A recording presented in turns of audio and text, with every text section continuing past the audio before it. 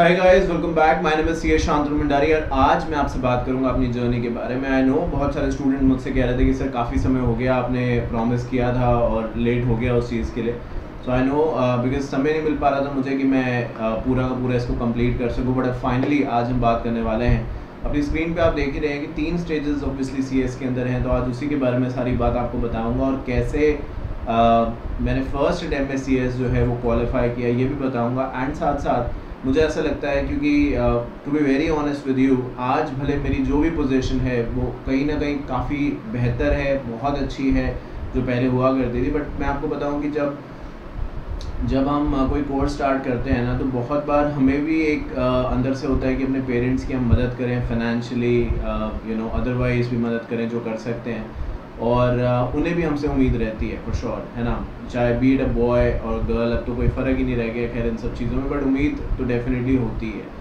और उसी उम्मीद के साथ मैंने भी सी एस स्टार्ट किया। और जब ऑब्वियसली पहले मैं फाउंडेशन स्टार्ट किया, मैं आपको यहाँ पे ये भी बताऊँगा कि कैसे थ्रू आउट द जर्नी अलग अलग लोग मेरे साथ जुड़े और उनमें से मेजॉरिटी आज कहाँ है मुझे भी नहीं पता। हो सकता है वही अगर वीडियो देखें तो शायद कुछ कहते हैं, बट आई थिंक सभी ने कुछ ना कुछ मुझे ज़रूर सिखाया है। तो अब आइए बात करनी स्टार्ट करते हैं। तो जैसे ही स्कूल ख़त्म हुआ, यानी 12th के बाद, अब बहुत सारे एवेन्यूज़ ऑप्शंस अवेलेबल होते हैं, बहुत सारे लोग आपको एडवाइस करते हैं, आपके पेरेंट्स भी कहते हैं इससे पूछ लो उससे पूछ लो। तो फाइनली ये डिसाइड हुआ कि सी एस करेंगे। ये बात मैं आपको बता रहा हूँ कुछ ऐसे वो 2007 के आसपास की है ना। कई बच्चे आज कहते हैं कि सर सी एस का मतलब बहुत बार लोग कंप्यूटर साइंस बोलते हैं। तो आप सोचिए 2021 में आप हैं जिसमें आधा साल बीत भी चुका है और मैं जो आपसे बात कर रहा हूँ कुछ 2010 की कर रहा हूँ। तो आई सपोज उस समय तो सोचिए फिर सी एस के बारे में लोग कितना ही जानते होंगे। पर मैंने ये चूज़ इसलिए किया और मुझे ऐसा लगता था कि ये फील्ड एक ऐसी चीज़ है जो मुझे नाम भी दे सकती है, ऑब्वियसली मैं इससे कमा भी सकता हूँ, अर्न कर सकता हूँ एंड एक रिस्पेक्टेबल पोजीशन जो है वो मैं गेन कर सकता हूँ। तो मैंने इसीलिए सी एस चूज़ किया। कहने वाले तो उस समय भी बहुत थे कि मत करो सी एस, और आई एम श्योर आज भी होंगे। ठीक है, तो चलिए सी एस चूज़ करा मैंने और अपनी जर्नी स्टार्ट करी। एज एन पहले फाउंडेशन ही था और रिटन होता था, 5 पेपर्स होते थे एटलीस्ट मेरे समय। उसके बाद फाउंडेशन 4 पेपर्स हो गए, अभी C S C E T हो गया।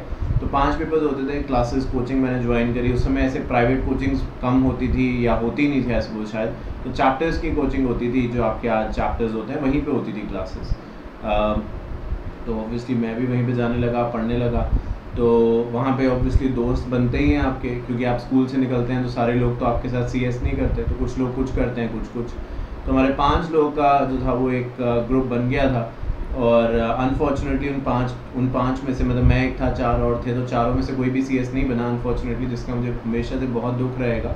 बट एनीवे मेरा दिसंबर में सबसे पहला अटैम्प्ट था, तो हमने फाउंडेशन में बहुत मज़े किए। आई थिंक वो एक ऐसा समय है जो मैं आज भी याद करता हूँ तो मुझे बहुत अच्छा लगता है। एग्जीक्यूटिव प्रोफेशनल में तो शायद एक रियलाइजेशन हो चुका था, एक डर आ चुका था, एक रिस्पॉन्सिबिलिटी आ चुकी थी, एक फैमिली की, being a middle class family, I suppose ये हो चुका था कि मुझे अर्न भी करना है और पता नहीं मैं पास कर भी पाऊँगा कि नहीं। इस दौरान मैंने बैंकिंग की कोचिंग भी करी, मैं आपको बताऊँगा अभी। तो खैर फाउंडेशन हम 5 लोग थे, दोस्त बन गए, काफ़ी अच्छा समय बीता फाउंडेशन का।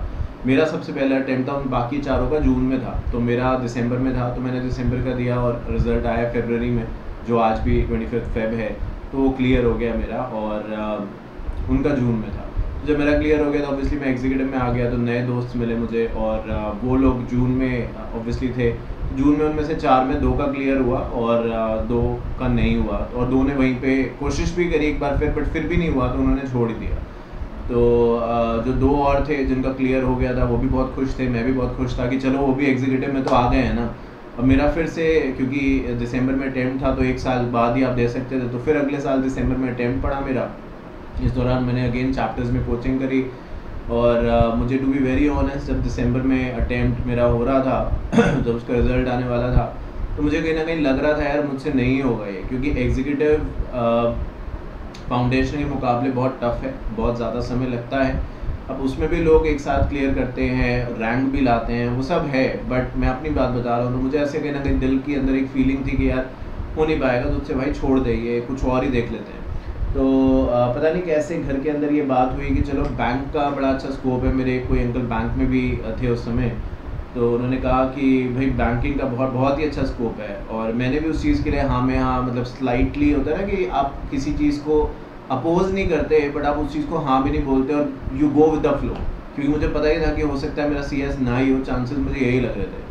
तो खैर पेपर तो दे नहीं था, दे ही दिया, क्योंकि ये तो बहुत अलग हो जाता है कि मैं पेपर नहीं देता, तो पेपर तो मैंने दे दिया, ठीक है। अब ऑब्वियसली रिजल्ट आने में समय था, तो ये हुआ कि चलो बैंक की कोचिंग जो है उसमें कर लेते हैं, बड़ी वैकेंसीज़ आ रही हैं आजकल, तो उसमें हो जाएगा तो बहुत ही अच्छी बात है। तो मैंने भी कहा कि हाँ ठीक है भाई, कर लेते हैं, ज्वाइन कर लेते हैं। तो मेरे पेरेंट्स ने मुझे बैंक की जो कोचिंग थी वो ज्वाइन करवा दी, एक पर्टिकुलर कोचिंग में, मैं नाम तो नहीं लूँगा, तो वो ज्वाइन करवा दी। अब जब ज्वाइन करा दी उसमें भी मेंबरशिप होती थी कि कौन सी लेनी है, 2 महीने 4 महीने। तो मैंने अंदर अपने मन में सोचा कि भाई मैं वही वाली लेता हूँ जिसमें सबसे ज़्यादा वैलिडिटी हो, जैसे कि मान लो एक बैंक में ना हो, 2 में ना हो, 3 में ना हो, किसी में तो होगा। तो कुछ उसमें रहता था मेंबरशिप टाइप का कि गोल्ड है, ब्राउन्स है और फलाना है, ढिमकाना है। मुझे याद नहीं कि क्या मैंने लिया, बट मैंने ऐसे कुछ वाली ली थी मेंबरशिप जहाँ पे ये हो जाए कि मतलब up to a certain age की 30 ईयर्स तक, 25 ईयर्स तक, कुछ भी ऐसा था कि जितने भी बैंक के एग्ज़ाम होंगे आप हमारे यहाँ बार बार कोचिंग कर सकते हैं और आपका हम करवा ही देंगे, मतलब आप हम प्रिपरेशन कराते ही रहेंगे, कहीं ना कहीं तो आपका हो ही जाएगा। मैंने कहा चलो भाई ठीक है, ये सामने वाला कह रहा है तो दिल को सुकून मिला, कोचिंग जाना शुरू कर दिया बैंक की। तो ये फाउंडेशन हो चुका था और एग्जीक्यूटिव का ग्रुप 1 मैंने दे दिया था, जिसके अंदर जैसे कि मैंने कहा कि मुझे लग रहा था कि यार गड़बड़ होगी पक्का। ठीक है, कोचिंग जाना शुरू कर दिया। अब वहाँ पे गया 1-1.5 महीना कोचिंग, तब तक एग्ज़ाम नहीं आया, रिज़ल्ट नहीं आया। अब जैसे ही रिज़ल्ट आना के दिन पास आए, डर तो लग ही रहा था, क्योंकि अंदर से आप दुनिया भर को भले कह दो, टीचर को कह दो, पेरेंट्स को कह दो, या जिस मर्ज़ी को कह दो पेपर अच्छा हुआ है, पर कहीं ना कहीं हम सभी लोग अंदर से जानते हैं कि पेपर हुआ कैसा है। तो वही बार बार मतलब मैं आपको समझा रहा हूँ। तो खैर और उसके अंदर आपका मैंने हमेशा ऐसे नहीं किया कि 1 और 3 दे दिया, या मैं सिस्टमेटिकली कि 1 ग्रुप 1 है तो 1, कई होता है ना बहुत बार 2 देते हैं फिर 1 देते हैं, वो भी सही है, अलाउड है, बट मैं अपनी बात बता रहा हूँ कि मैंने सिस्टमेटिकली किया है कि 1 के बाद 2 ऐसा। तो ठीक है भाई, दे दिया पेपर, उसके बाद रिजल्ट आया तो पता चला मैं पास हो गया।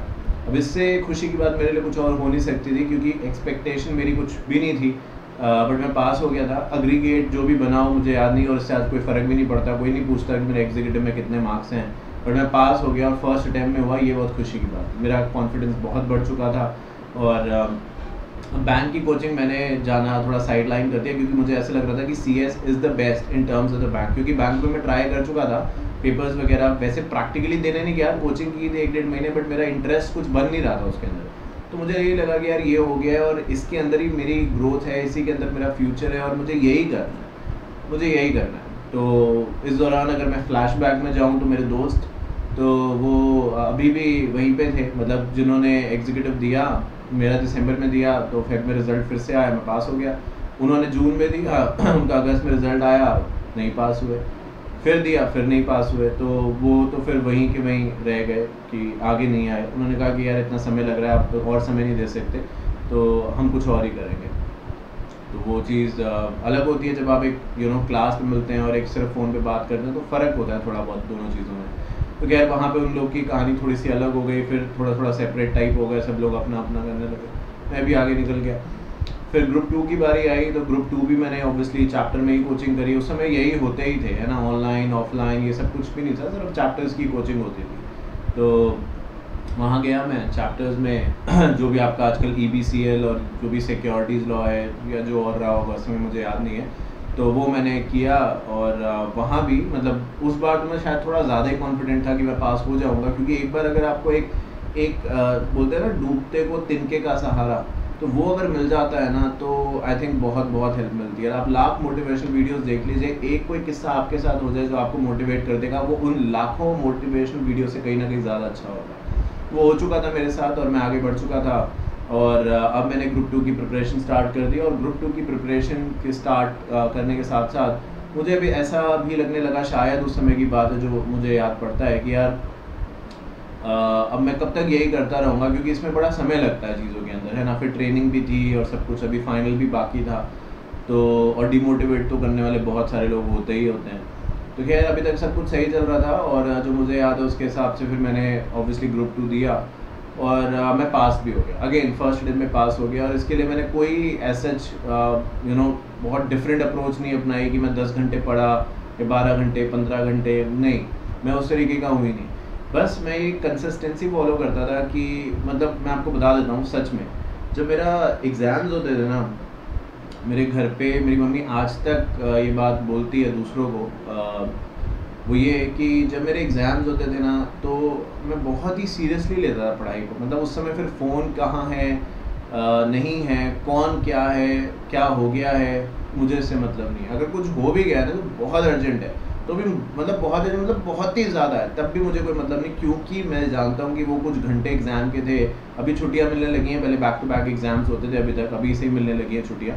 तो वो बहुत इंपॉर्टेंट थे मेरे लिए, और मैं उसको वेस्ट नहीं जाने दे सकता था। खैर एनीवे, मैंने वो सब क्लियर किया।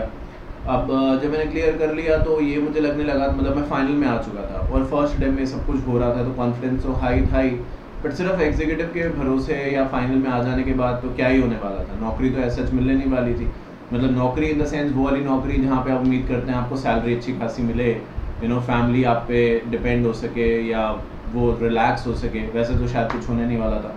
तो मैंने फिर फाइनल की तैयारी शुरू करी।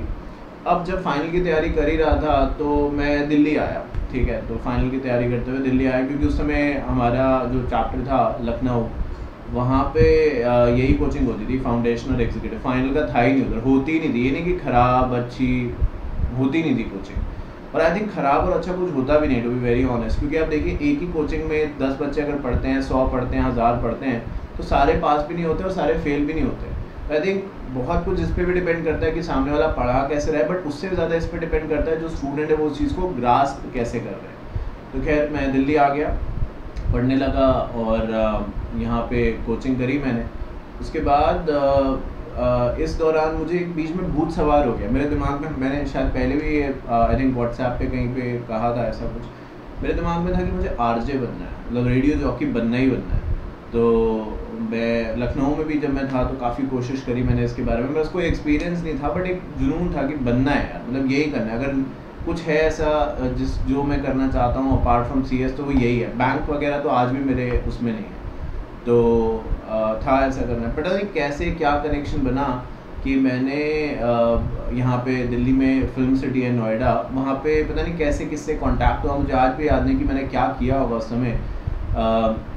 ऑर्कुट करके एक होता था, अभी फेसबुक और इंस्टाग्राम आप यूज़ करते हैं ज़्यादा शायद, बट उस समय एक ऑर्कुट करके चीज़ होती थी, ये भी एक वेबसाइट ही होती थी जिसमें यही सब करा करते थे। तो वहाँ से कुछ कॉन्टैक्ट्स बने मेरे, और पता नहीं कैसे मैं यहाँ पे आया नोएडा फिल्म सिटी, एक रेडियो स्टेशन में मैं गया, और वहाँ पे मेरा इंटरव्यू भी हो गया।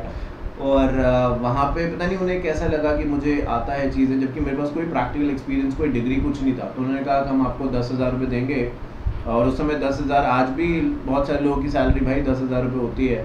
तो उस समय उन्होंने मुझे 10,000 रुपये हम आपको देंगे, जो मुझे याद है मोटा मोटा, और आपको इस जगह पोस्ट कर देंगे, और फिर ये ट्रेनिंग पीरियड है 6 महीने का, इसके बाद आपकी सैलरी बढ़ा देंगे। अब मेरा तो कॉन्फिडेंस बहुत हो गया था कि यार अब तो मुझे यही करना है भाई।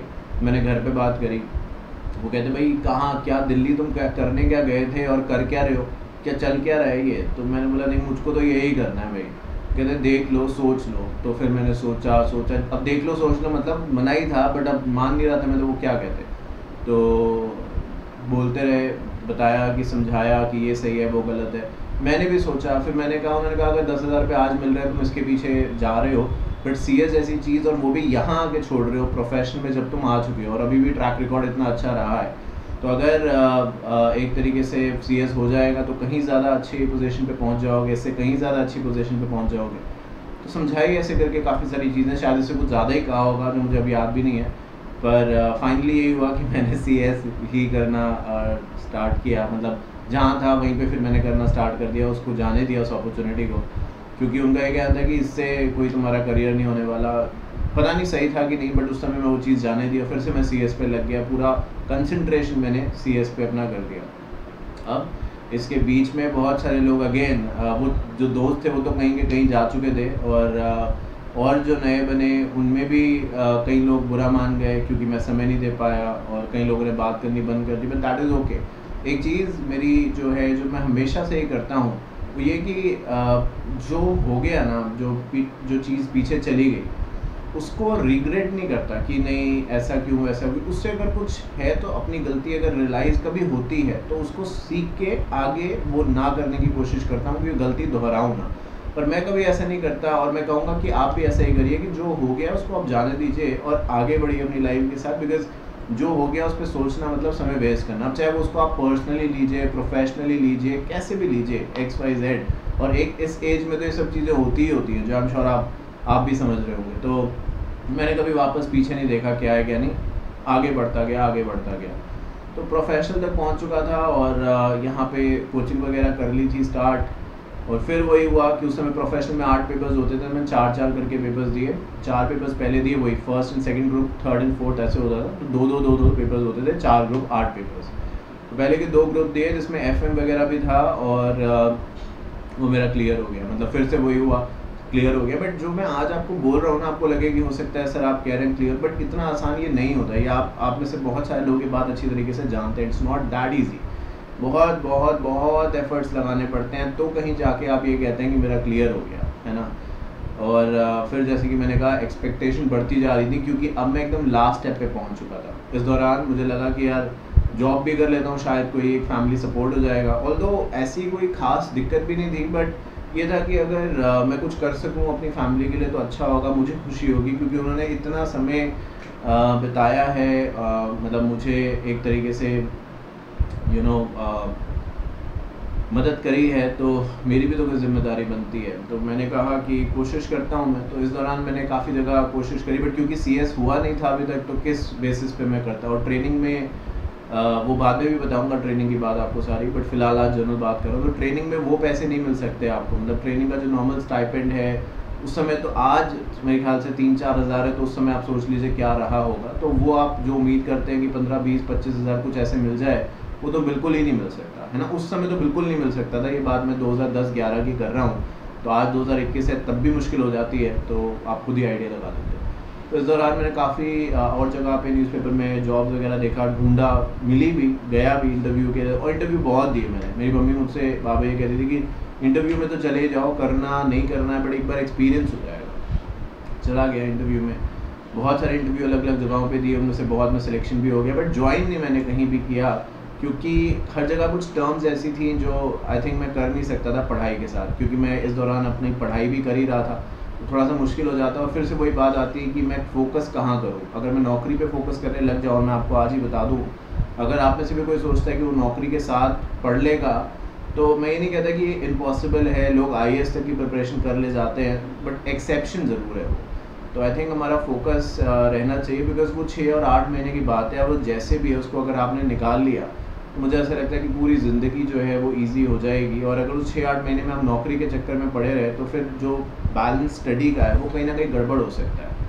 तो खैर इस दौरान बहुत सारे लोगों ने मुझे समझाया भी कि क्या करना है, क्या नहीं करना, कैसे क्या है। बहुत सारी चीज़ें होती हैं जो आप याद रखते भी हो, याद नहीं भी रखते हो, बट एनीवे तो ऐसा हुआ। फिर मैंने दोबारा जो भी 4 पेपर्स और बचे थे वो भी दिए मैंने।